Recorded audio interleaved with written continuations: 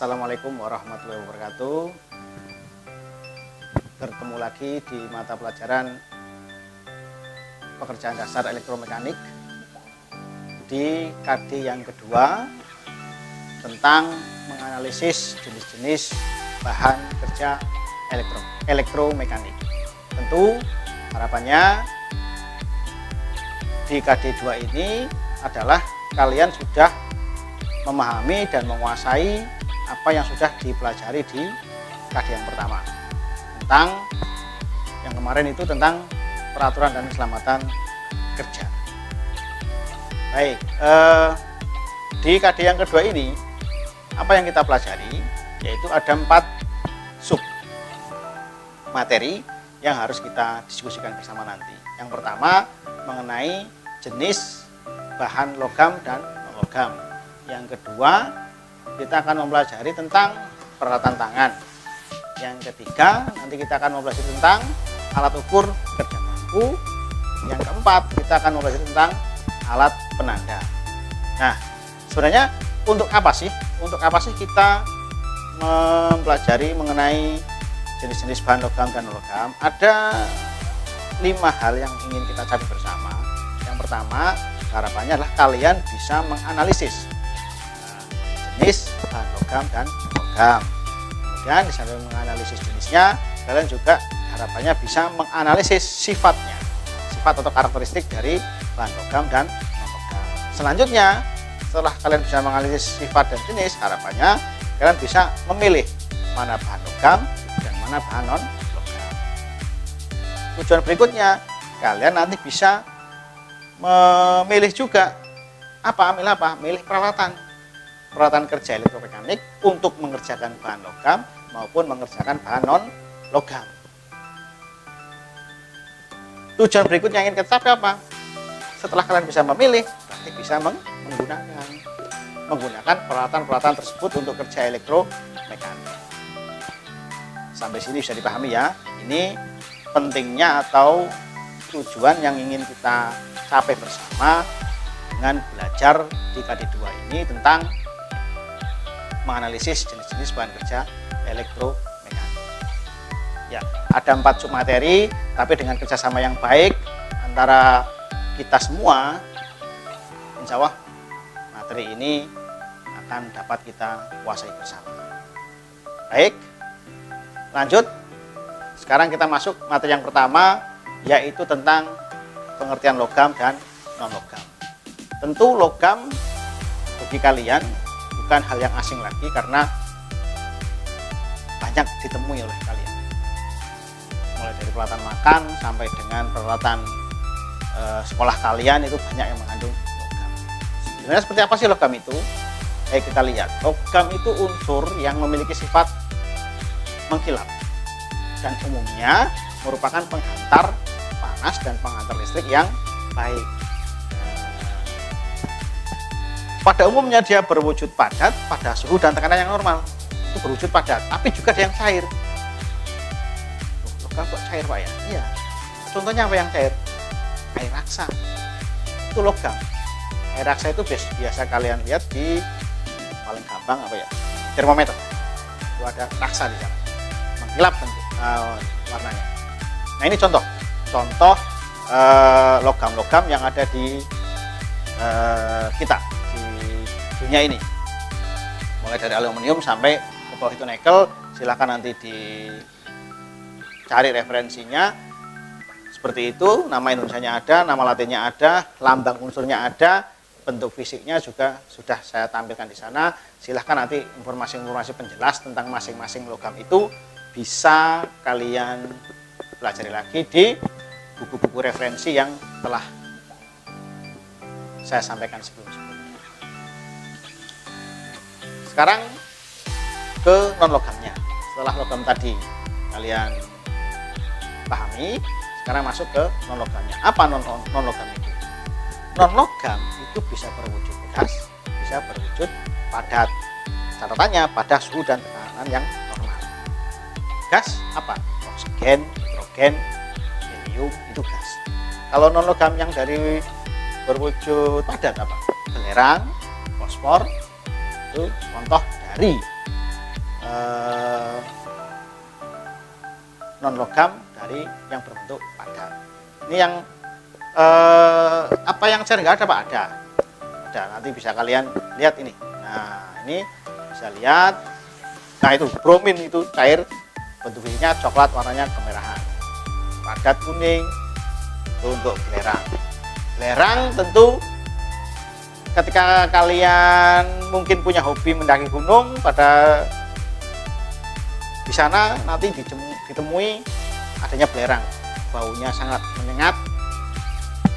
Mungkin yang sudah pernah ke mana, Kabupaten Perahu mungkin di sini di Jawa Timur, di Jen, atau di Bromo, nah itu di sana juga banyak belerang. Oke, paham ya? Nah silakan nanti dipelajari lagi, dibaca lagi, ditambah referensinya, ditambah wawasannya, agar kalian lebih memahami pengertian logam dan non logam. Baik, kita lanjut ke jenisnya sekarang. Jenis bahan logam dan non logam ada dua. Yang pertama kita lihat logam besi atau fero, dan logam bukan besi atau non fero. Yang termasuk logam besi apa? Kita lihat ada 5. Dari yang pertama besi tuang, yang kedua besi tempa, yang ketiga baja lunak, yang keempat baja karbon sedang, yang kelima baja karbon tinggi. Bedanya di mana mereka? Bedanya ada pada unsur-unsur pembentuknya, dan tentu saja pada karakteristik sifatnya. Pada karakteristik sifatnya itu akan beda, karena unsur-unsurnya beda, pasti kekuatannya juga beda. Kita lihat besi tuang itu unsur karbonnya, campuran karbonnya dicampuri karbon itu sekitar 4%. Sedangkan besi tempa itu 99% murni besi. Kalau baja lunak 0,1 dan 0,3% campuran karbonnya. Kalau pada baja karbon sedang itu campuran karbonnya 0,4 sampai dengan 0,6%. Baja karbon tinggi 0,7 sampai dengan 1,5% itu unsur karbonnya. Contohnya apa? Kita lihat besi tuang. Besi tuang bisa kalian lihat pada apa itu? Ragu. Kerja bangku, kerja bengkel, di dasar-dasar itu nanti kalian akan ketemu dengan ragu untuk penjepit atau pemegang. Besi tempa, contohnya apa? Nah, ini ada rantai, itu rantai jangkar. Jadi kalau yang pernah ke pelabuhan, ada kapal bersandar, itu misalkan ada rantai jangkarnya. Nah itu material pembuatnya itu dari besi tempa. Kalau baja lunak bisa kamu lihat di mana? Tuh, skrup atau mur untuk baut. Itu materialnya pembuatnya dari baja lunak. Sedangkan baja karbon, nah, bisa kalian itu rel. Itu baja karbon sedang. Untuk baja karbon tinggi bisa kalian lihat contohnya ini pada gergaji besi. Atau mungkin juga bisa kalian lihat pada kikit. Itu dari baja karbon tinggi. Jadi pahami ya. Nah, ini klasifikasi atau kelas-kelas dari logam besi. Untuk logam bukan besi seperti apa? Mari kita lihat bersama. Kita kelompokkan menjadi 3. Pertama, logam berat, logam ringan, berikutnya logam mulia. Nah, logam berat, logam ringan itu dari berat jenisnya. Jika lebih besar dari 5 kg per desimeter kubik, itu tergolong ke logam berat.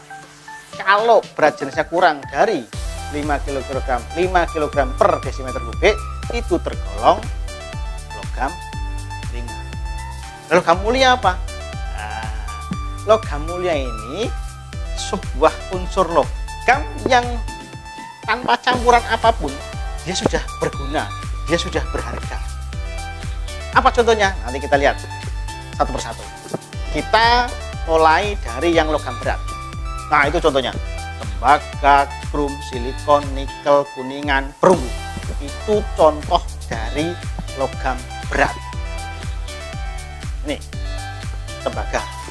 Bisa kalian lihat, kira-kira ketika kamu pernah di rumah, tentu sekarang sudah banyak yang menggunakan pompa air ya.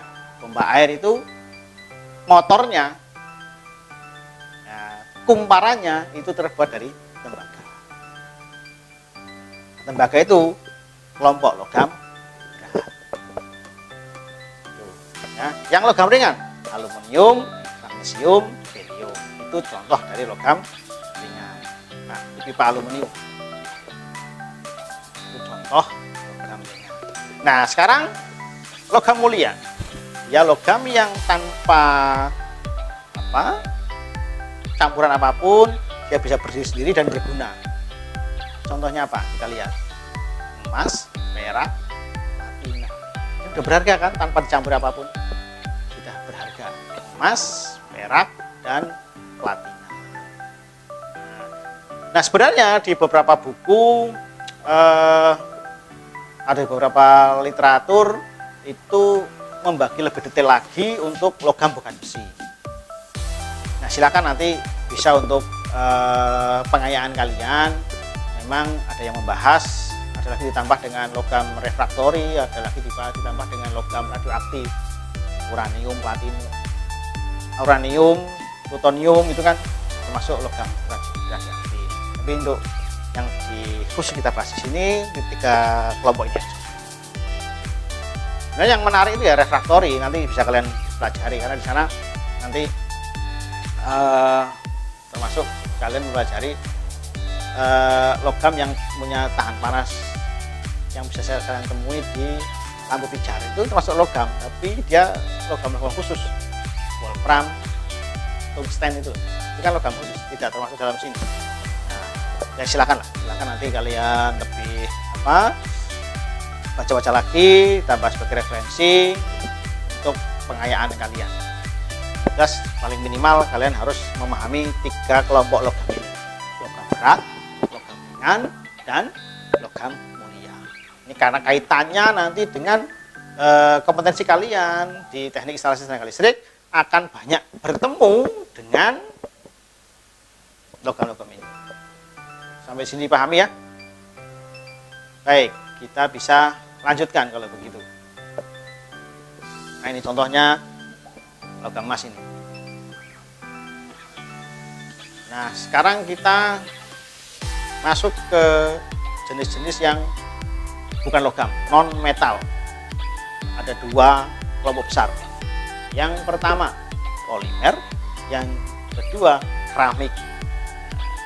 Di kompetensi kalian kita, polimer dan keramik itu akan sangat banyak kita temui. Karena beberapa komponen, beberapa bahan itu juga terbuat dari polimer dan terbuat dari keramik. Istilah polimer mungkin bagi kalian masih asing, tapi nanti ketika kalian mempelajari mata pelajaran di kimia, itu nanti akan mempelajari tentang polimer ini. Poli dan mer. Poli itu banyak, mer itu bagian-bagian. Jadi dia sekumpulan unsur-unsur atau bagian-bagian yang menjadikan satu, membuat suatu bahan baru yang nanti disebut sebagai polimer. Kita lihat bagian-bagian polimer.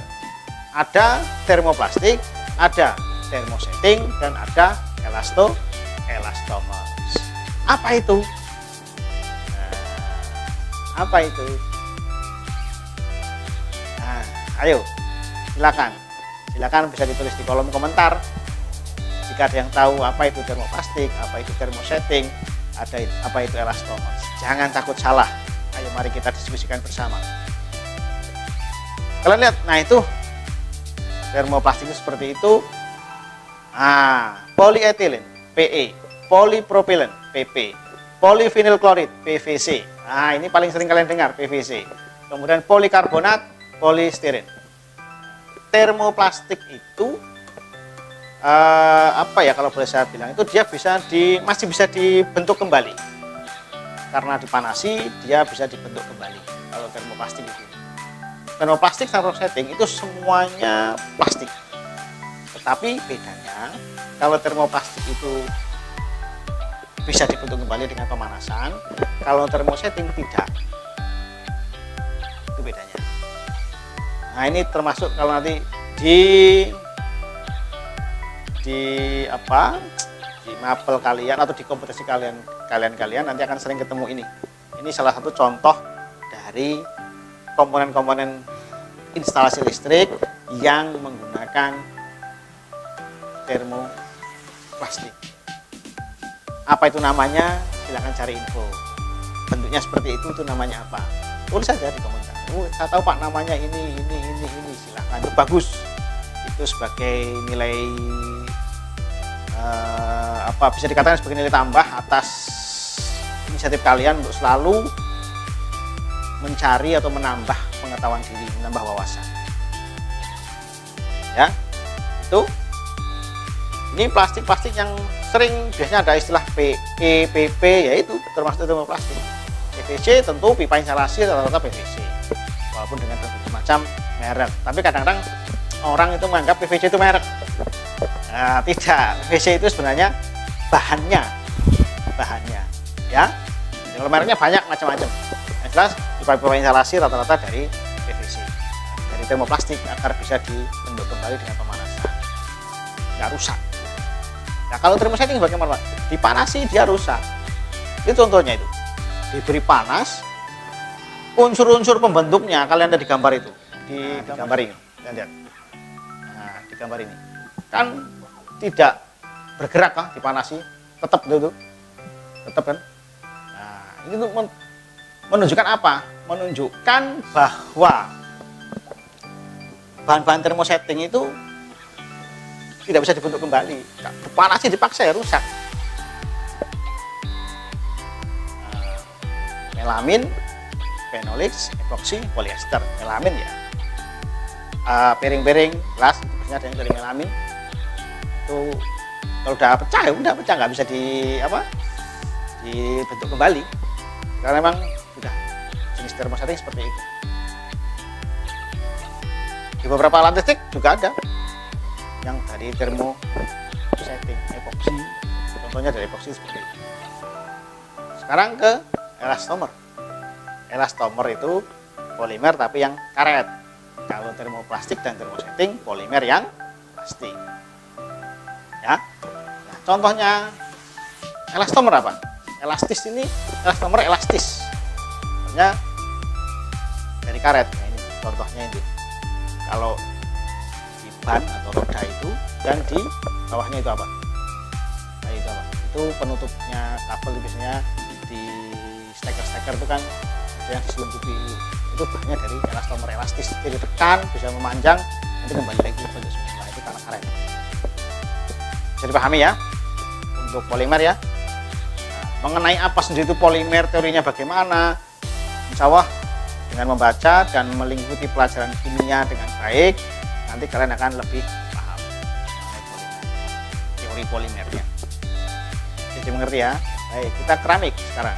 Nah, keramik itu sebenarnya gabungan atau compound. Compound itu kombinasi dari unsur-unsur satu atau lebih unsur-unsur logam ya dengan satu atau lebih unsur-unsur non logam. Oh, maaf. Jadi gabungan antara satu atau lebih unsur-unsur logam dengan unsur-unsur anorganik satu atau lebih digabung. Sehingga itu contohnya aluminium oksida, silikon oksida, kalsium oksida, magnesium oksida, kalium oksida, natrium oksida. Itu kan logam, yang aluminium, silikon, kalsium itu kan logam, magnesium juga logam, kalium juga logam. Contohnya apa kalau di bidang tenaga listrikan? Bisa kalian lihat, itu dia sebagai beberapa itu bisa digunakan untuk apa ini namanya? Elko. Ini ada beberapa elko memang terbuat dari keramik. Ya. Yang bawahnya ini apa ini? Ayo, isolator. Sering kalian lihat di jaringan-jaringan itu kan, warnanya ya seperti itu, agak panjang itu juga bahannya dari keramik. Atau kalau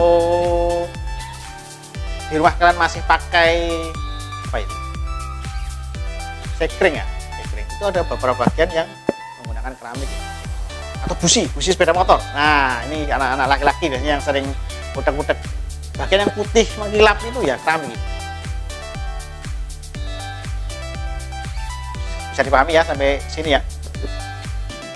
Oke, kita lanjut kalau bisa. Nah, sekarang kita sudah tahu jenisnya, kita belajar masalah sifatnya, logam dan non. Pertama kita sifat logam dulu. Apa itu sifat logam? Ada 3, sifat fisik, sifat kimia, dan sifat mekanik. Nah, sifat kimia itu kemampuan logam terhadap pengaruh dari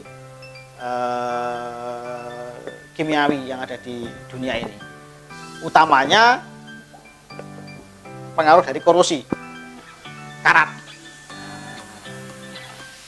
Ini untuk sifat kimia. Ada langkah-langkah tertentu yang bisa kita lakukan agar logam yang kita miliki itu tidak terkena karat, karena pengaruh udara, lembabnya udara, asam, garam itu bisa menyebabkan karat. Jadi mungkin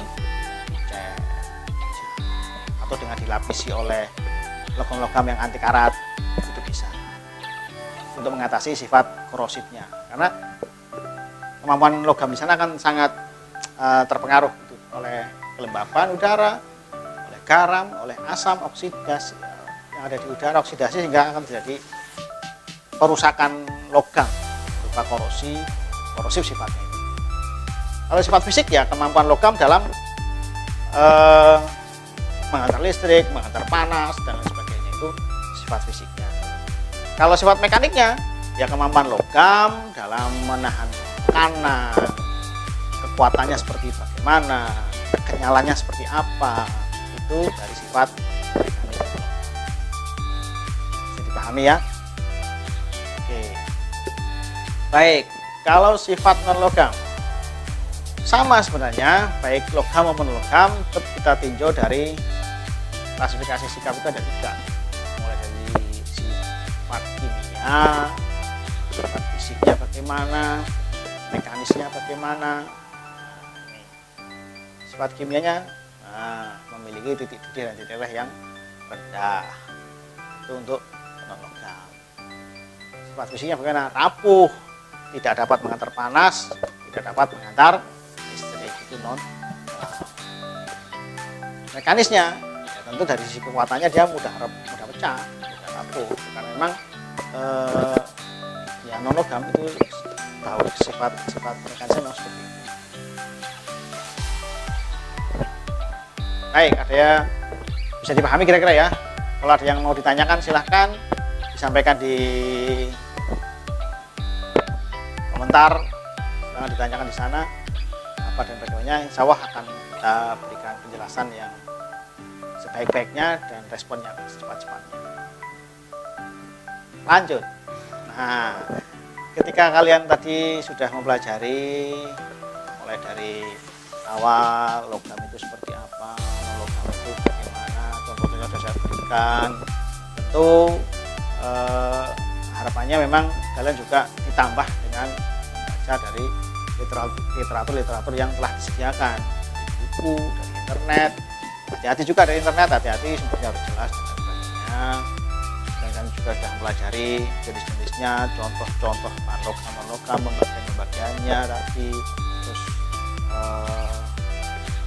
wujud di lapangan yang bisa kalian temui untuk misalkan penggunaan dari besi tumpang, baja karbon sedang, baja karbon tinggi tadi kan sudah kita pelajari, sifat-sifatnya juga sudah. Nah, sekarang saatnya saya menguji pemahaman kalian tentang itu. Ada 3 soal yang harus kalian selesaikan, dan ini sekali lagi untuk mengukur bagaimana pemahaman kalian selama mengikuti pembelajaran yang telah saya berikan yang tadi. Silakan bila perlu terulang dari awal, diulang-ulang terus sampai paham sehingga kalian bisa melihat mengerjakan ini, dan mengerjakan ini. Ada dua jenis, pertama itu yang berikutnya ini. Nah, tugas berikutnya setelah kalian tadi mengerjakan soal pengetahuan, saya ingin memberikan tugas. Silahkan amati komponen-komponen instalasi listrik dan peralatan listrik yang ada di rumah. Komponen instalasi, misalkan ada saklar kan di rumah, ada saklar, ada kontak juga ada. Ya, amati dari luar, jangan, nggak perlu dibongkar, hanya diamati saja, dilihat. KWH meter juga ada kan, jadi tadi ada saklar, macamnya saklar yang ada di rumahmu, kamu lihat. Saklar di kamarmu mungkin beda bentuk dengan saklar yang ada di ruang tamu, atau mungkin dengan di dapur, atau mungkin dengan kamar mandi. Silakan amati satu persatu. Di situ ada sajikan 3 baris, tapi silakan sebanyak-banyaknya. Tiap siswa nanti tidak sama, karena tergantung dari komponen atau peralatan listrik yang diamati di rumah. Saklar, kotak kontak itu stop kontak ya. Kemudian KWH meter, MCB, dan diamati saja, dilihat, diobservasi, jangan diapa-apakan. Artinya dilihat saja, diamati. Oh, tulisannya apa, kemudian bentuknya seperti apa, lihat. Nah, itu aja. Kemudian peralatan listriknya mungkin setrika, bisa kalian lihat. Setrika kan di rumah hampir semua punya, Magicom juga punya, mesin cuci, kemudian mungkin pompa air. Silakan diamati, itu termasuk peralatan listrik. Nama komponennya apa, jenis bahannya apa. Misalkan itu dari plastik Pak, dari logam Pak, dari ini Pak, silakan tulis jenis bahannya. Jadi mungkin kalau bisa kalian beri koma, oh ini plastik, ada logamnya, ada apanya lagi, karetnya ada juga, silakan ditulis di sana sedetail-detailnya, sebanyak-banyaknya komponen yang bisa kalian amati di rumah kalian masing-masing, individu semua. Sekarang ini biasanya kan kita memang ada kelompok ya, tapi untuk kali ini saya ingin memberikan individu semua. Tugas ini dikerjakan secara mandiri karena di rumah masing-masing ini tersedia sangat banyak lah material ini, bisa kalian observasi sendiri di rumah masing-masing ya. Jadi saya hanya ingin tahu komponen yang kalian amati apa, jenis bahannya ya. Saya tunggu penyelesaiannya sesuai dengan tenggat waktu.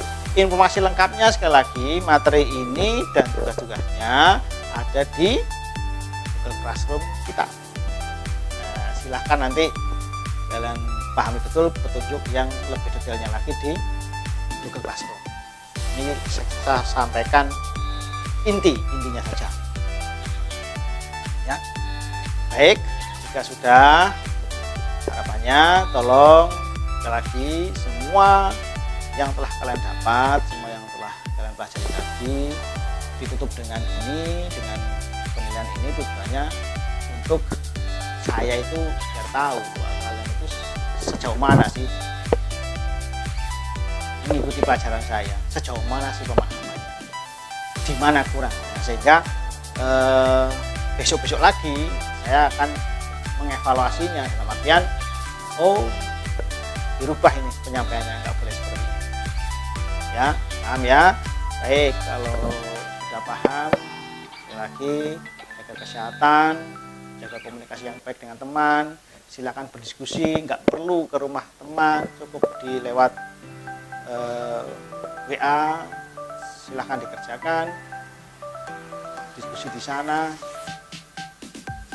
Ya tentunya kan masing-masing rumah tidak sama, tapi paling tidak kalau bisa misalkan stop kontaknya tadi seperti apa sih, di rumahmu seperti apa. Nah itu hal-hal yang bisa kalian diskusikan. Tapi intinya silahkan belajar yang baik, diskusi, tetap jaga kesehatan. jangan lupa selalu mematuhi protokol kesehatan. Terima kasih. Saya akhiri, sampai ketemu dengan minggu depan. Minggu depan kita akan belajar mengenai peralatan tangan. Mungkin juga akan saya gabung minggu 2 atau 3 materi akan gabung. Nanti tinggal saya timbang-timbang lah. Yang jelas utamanya di peralatan tangan. Silakan sudah dibaca-baca dulu sebagai bahan persiapan untuk mengikuti pembelajaran minggu depan. Terima kasih sekali lagi atas segala perhatian. Mohon maaf bila ada yang kurang dalam penyampaiannya. Lagi saya terbuka dengan masukan. Silakan sampaikan masukan di kolom komentar. Silakan masukkan di sana yang dimau seperti apa atau Pak Agung harus bagaimana. Silakan sampaikan di sana. Terima kasih atas segala perhatiannya. Saya akhiri. Assalamualaikum warahmatullahi wabarakatuh.